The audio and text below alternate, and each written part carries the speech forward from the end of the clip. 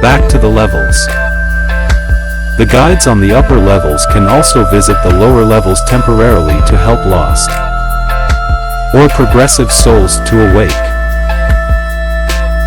or transcend, and the spirits can visit for holidays, fun and entertainment, because on the upper levels they live a life of meditation and other spiritual practices and disciplines, and they are beyond the physical attractions and the bars and clubs, except for the gatherings and parties.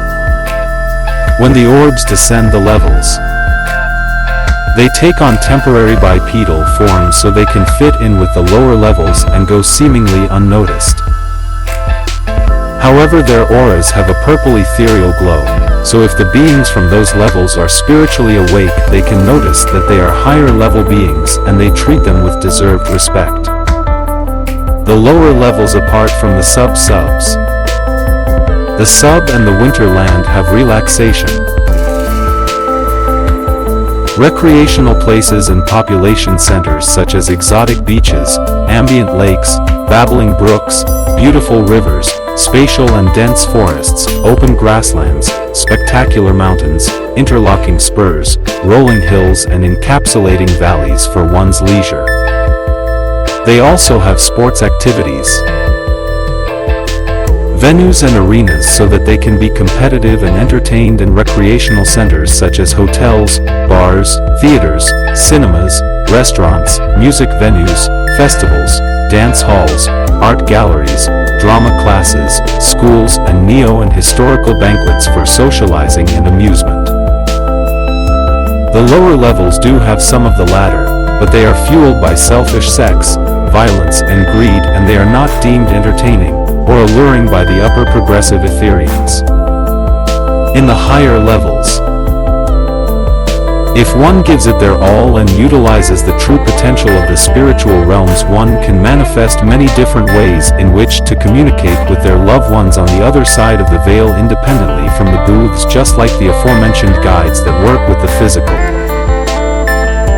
This was often performed long after their crossing and was essential so as not to clog up the activity of the booths, for it was usually utilized for the spiritually inquisitive and not the bereaved. For instance, they could join an ethereal circle that would connect with a circle on the other side with the help of a physical medium and leave traces of certain significant odors, like a definitive type of pipe tobacco that they used to frequently smoke when they were still alive and on the other side of the veil, just like they did with the booths. However, unlike the booths, as one progressed, one could deliver their messages with reports and table knocking, and they could also communicate audibly, visually, and with sentience at the same time, and even use the medium for spiritual possession.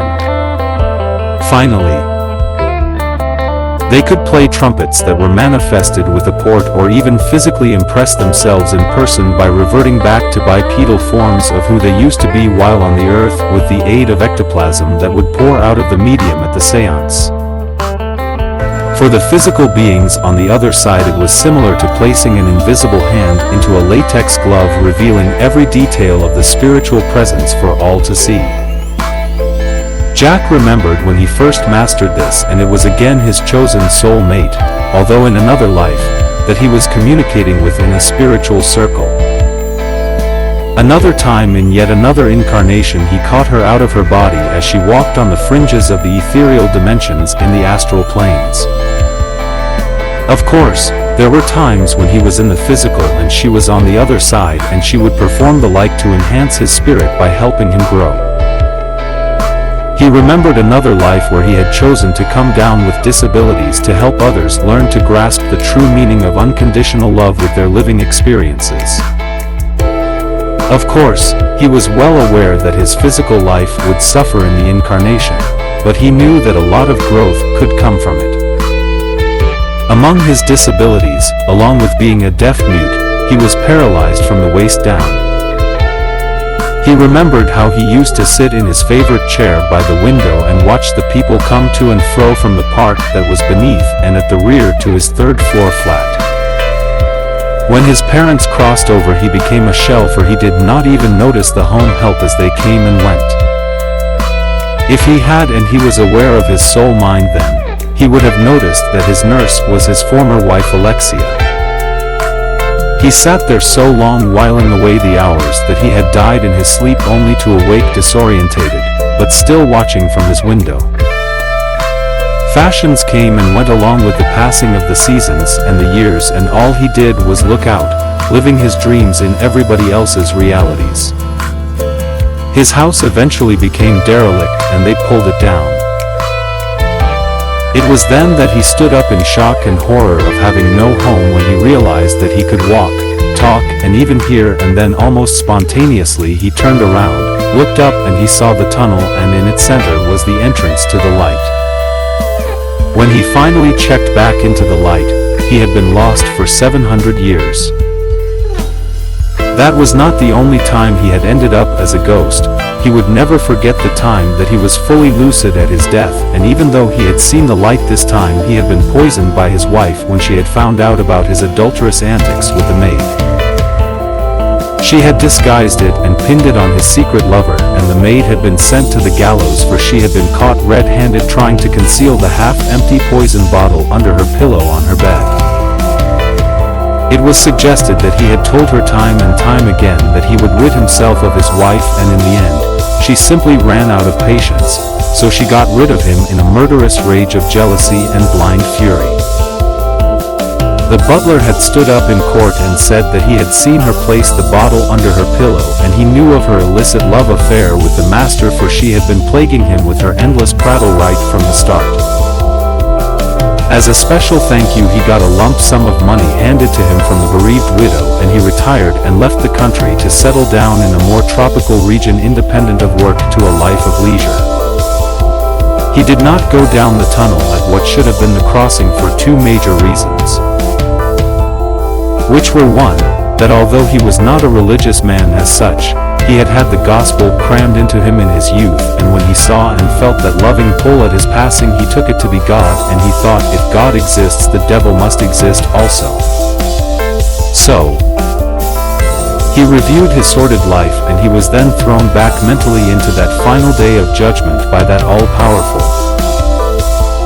all-seeing, all-knowing spiritual adjudicator, and he came to the conclusion that he was better off staying put and not traveling down that tunnel in case he was judged and sent to a bottomless burning pit to be forever tortured and tormented throughout all eternity.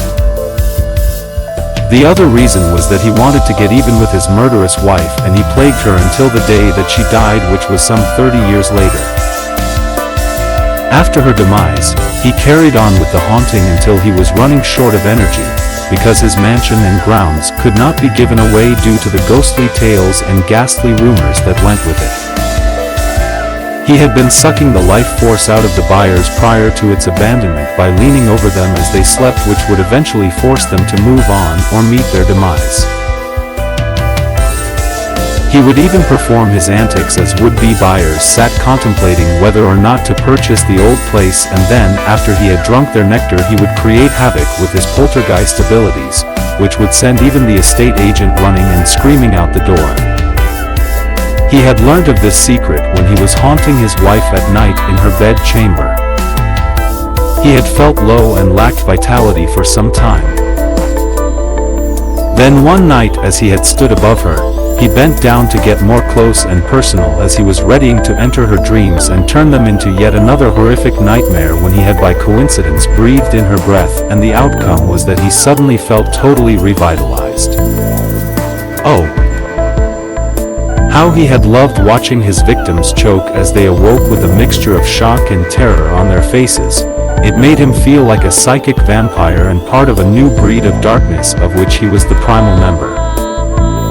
However, this unruly and soulless act was his own undoing, for in the end no one would go anywhere near the place. He thought that he was going to disperse into nothingness as his energy dwindled, and it was then that he found himself watching a neighbor, who was a young single mother of ethnic origin, prepare her nursery for her new baby that was growing inside of her. He had a strange compulsion that he wanted her to be his mother. He visited her in her dreams and told her that he was the spirit that was to be housed in her newborn baby, and that his name was to be Kwai. He was born on the hottest day of the year on July 14th, and his mother died giving birth to him. His two brothers and himself were shipped off to their uncle, who lived in a small fishing village in the third world, where he grew up to become a fisherman. As soon as he could speak, he began to tell tales of his other life and his torment from another land. He was punished several times by his uncle for telling such tales, for their religion forbade it. By the time he reached 5 years, he had forgotten his past, and he got on with his new life, where he grew up to become a fisherman and married a local girl called Si Wei Chan, which was rather ironic, for that was also his surname. They shared so many things in common that they both believed that they were destined to be together.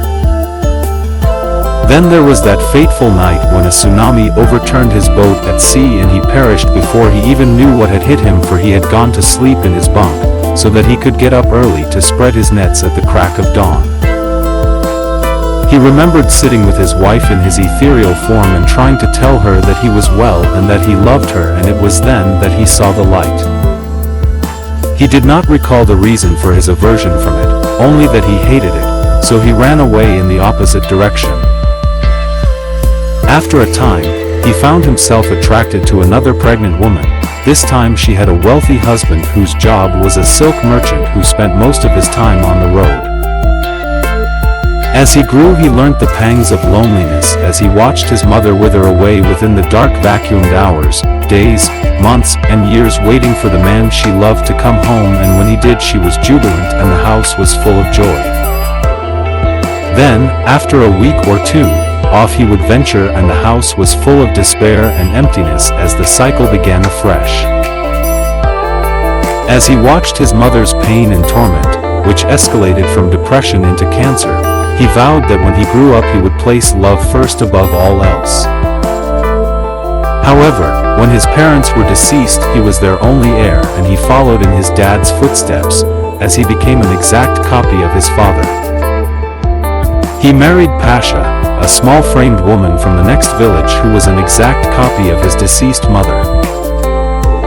She bore him 3 sons and 2 daughters, and although he never knew it, his youngest and favorite daughter was Si Wei Chan in her new life, who he had lost when he was cut down in his prime by the tsunami.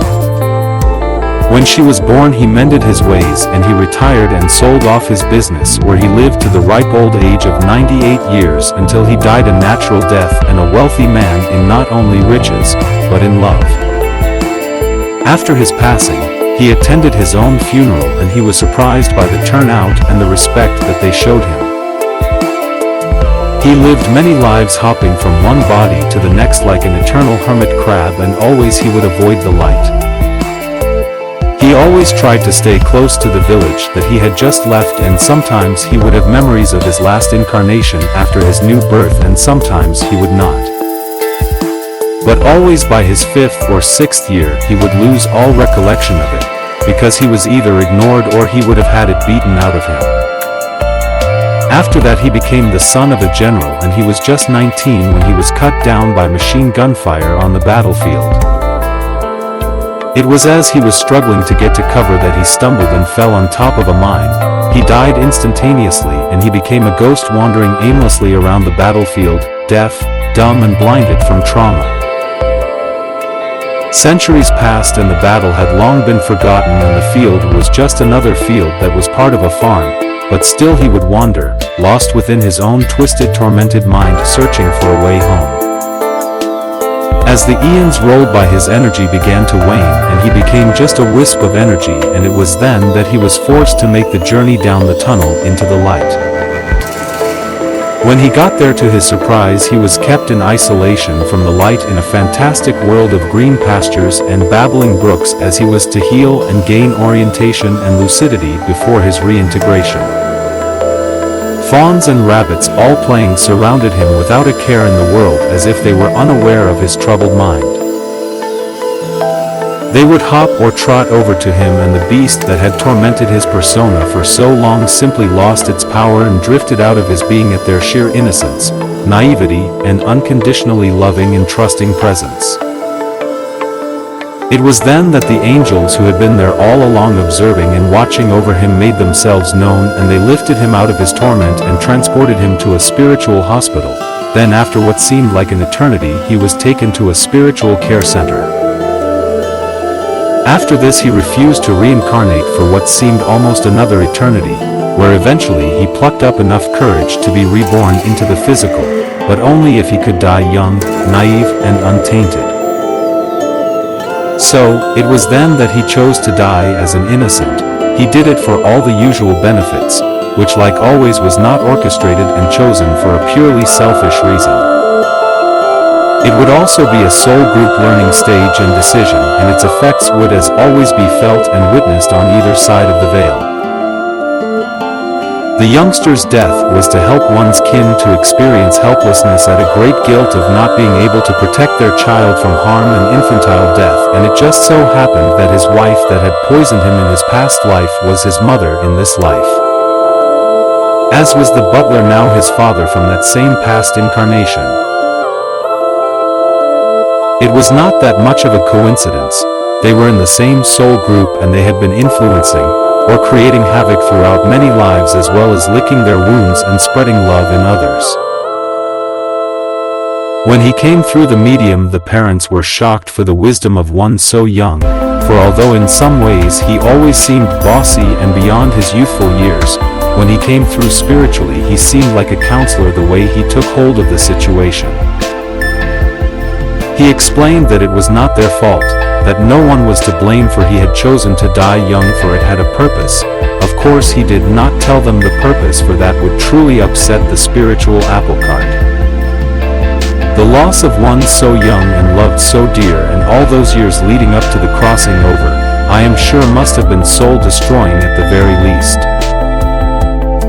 Then the loss and the tragedy at the crossing and wake must have been an ambivalent time, for one would feel the release of the infant's pain with its passing and at the same time feel a sense of guilt and remorse for thinking such a thing. At that stage in their grief, while probably in a state of denial, they would perhaps lose faith in the men in white and black coats and cloaks, the men who represent the men of science and the clergy.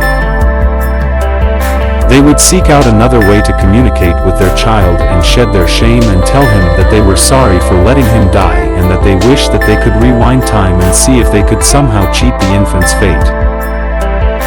Then, the infant would hold wisdom far beyond his years, and his major attributes would be that of forgiveness and guidance.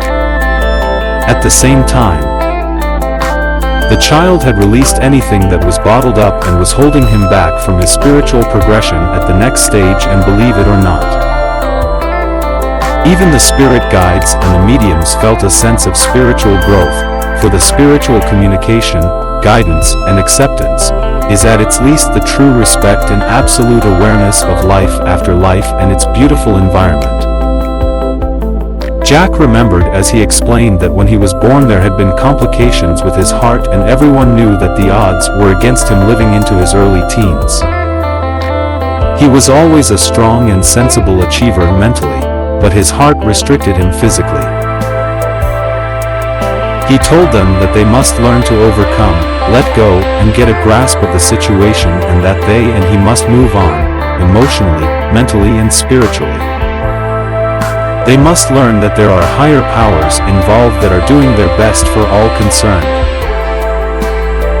They can and will communicate again, is what he went on to say, and that he would take time off from his work and schoolwork on the other side, and he thanked them for their prayers, for they were doing him good. Then, he began to advise them that they were still young, they were in their early 20s, so it was inevitable, as well as prophesied that they would have other children.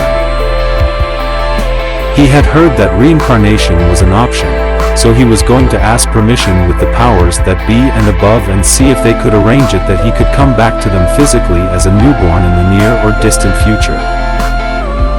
He reassured them that they did not fail him, for the purpose of their little time together was full of wisdom and unconditional love. Their spiritual communication was a spiritual plus, and although mysteriously dark, it was also majestic and full of purpose, so he told them not to be afraid to have more children, for he may be one of them if he gets his way. As proof of his spiritual existence, he told them his nickname, his favorite toys and closest friends whilst he was physically alive. He explained how he was closer to them than they could imagine and explained several events where they had called out to him of which they had told no one apart from each other, and he reiterated to them of how effective their prayers were spiritually, for they helped him progress on the other side. He then began telling them how he was there to greet Charlie at his crossing, which was the name of their pet dog that had been involved in a hit and run by what they believed to be teenage joy riders. The suspected car had been found in no man's land where it had been set alight and abandoned. This scenario was of course after he had crossed himself, 1, because he was there to greet Charlie personally, and 2, because Charlie had only recently crossed, and this showed that Jack was indeed spiritually alive, well, at peace, and was watching over them. He told them that his grandparents on both parents' sides had met him at his crossing like he had been there for Charlie.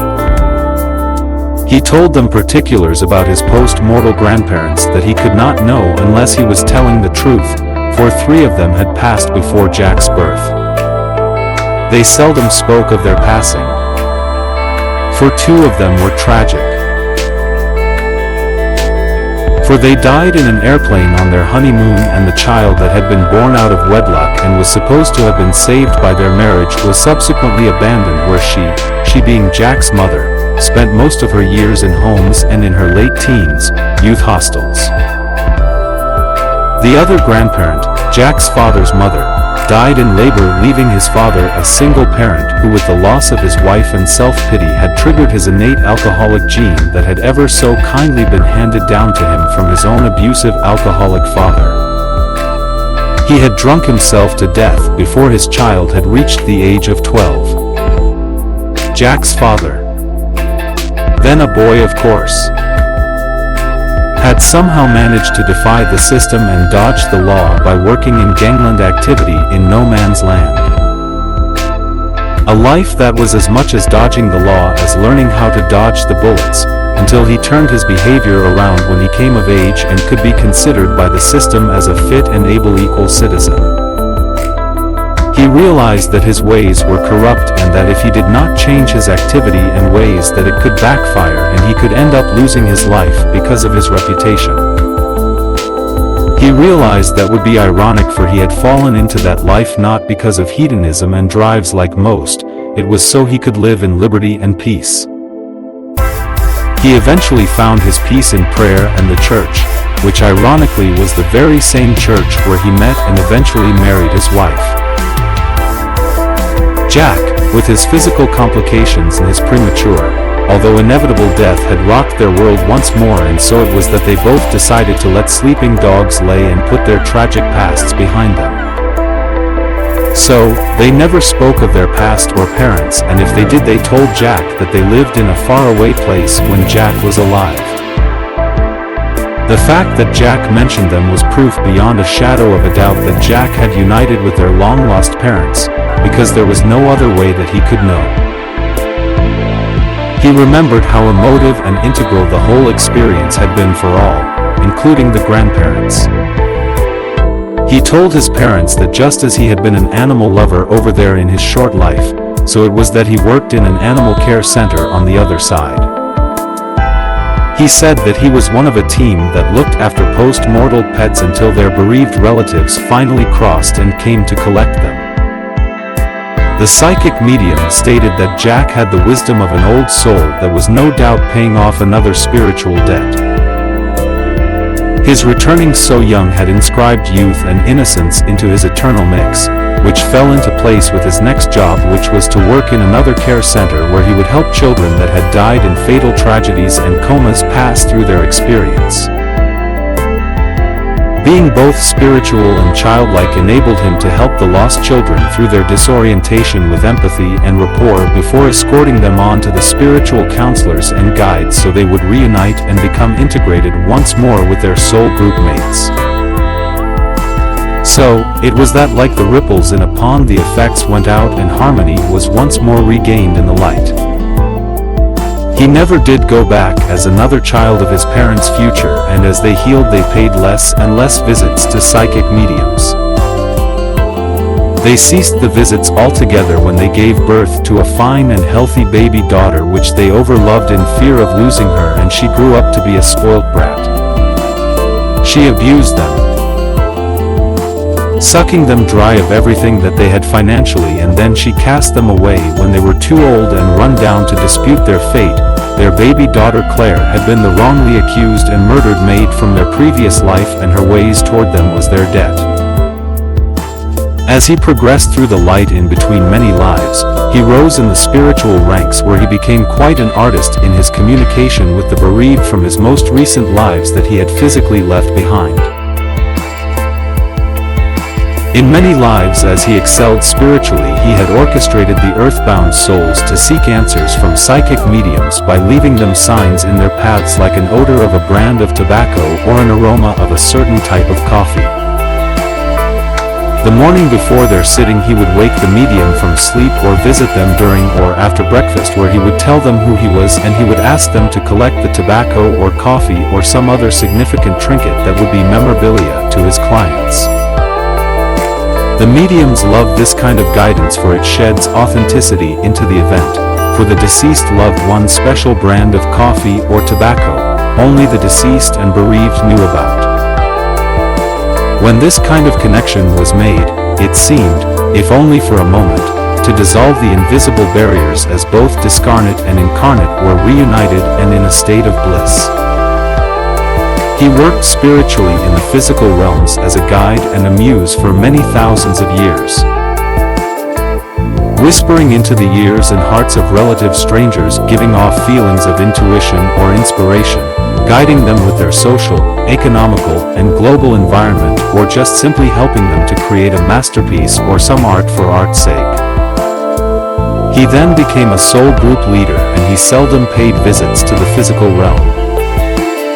He excelled even higher as he began to help other members of other cells to develop and unfold. Then, he became a guide of guides and counselors, and then he became a muse, where he was to engineer and inspire both geniuses and prophets in the physical dimensions. Up and on he went through the ranks of knowledge and wisdom as he passed through the stages of librarian and philosopher king, until he became a master practitioner and a philosophical advisor. It was then that he became a guardian, of which he worked hard and seemingly endlessly for many years. Then he ascended even further as he became a young angel, where he was to attend a new soul group who would teach him how to spiritually materialize in the physical realms, where he would appear as spiritual archetypes or religious entities and mythological abstractions. He eventually became the teacher of those aspiring angels. Afterwards he became a teacher of teachers and master lecturer. It was from there that he began working in the most spiritually advanced college in the light, where he taught those student teachers of master practitioners that were to eventually work with the powers that be in and on behalf of the light. His spiritual roles that he undertook were not for promotion, but for adaptation, for as it has already been stated, there was not a hierarchy in spirit, for it was all down to spiritual wisdom and experience. If it was thought that he could undertake a certain role or job, then it was handed to him.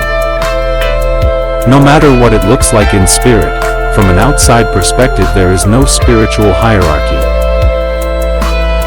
I mean, as you become an older soul and you become more sophisticated, it does not make you higher up than the younger souls, just more experienced and wiser. The years are years and must not be seen as rungs on a spiritual ladder.